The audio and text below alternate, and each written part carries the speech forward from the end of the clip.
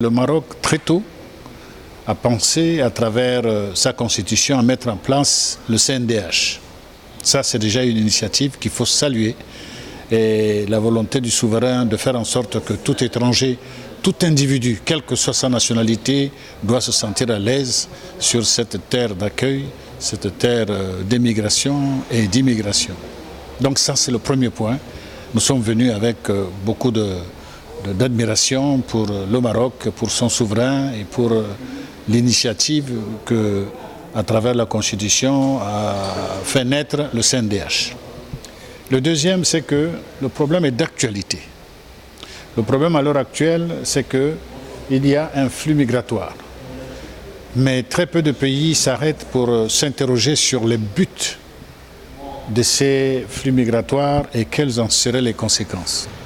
Là encore, alhamdulillah, le Maroc a pris le devant parce que non seulement il veut traiter toutes ces questions migratoires avec beaucoup d'humanisme et conformément à la législation internationale se basant sur le droit de l'homme, mais le Maroc est allé plus loin pour dire que c'est bien de traiter ce problème migratoire, mais il faut des mesures d'accompagnement. Donc il faut une intégration dans les écoles, dans les universités, dans les ensembles de formation sanitaire, dans les assistances multiformes. Ça, c'est encore une consolation. Et le dernier point, c'est qu'effectivement, il y a beaucoup de confusion à ce sujet. Le problème migratoire n'est pas un problème spécifique qui porte une nationalité.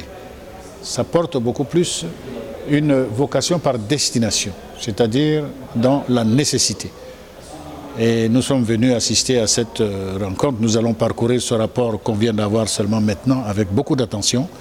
Et nous nous réjouissons de la prédisposition déjà de Sa Majesté et du gouvernement marocain pour nous associer à tous les stades de réflexion, à tous les stades de conception, pour faire en sorte que le Maroc traduise dans les faits, en toute réalité, son ambition.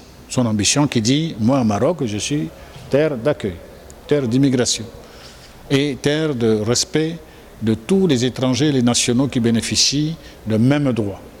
Donc ceci également nous influe à nous, pays africains subsahariens, de devoirs et des obligations.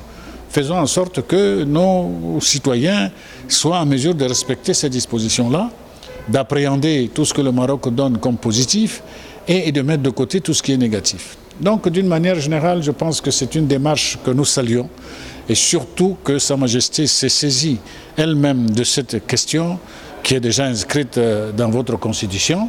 C'est autant d'espoir pour nous, les ambassadeurs africains.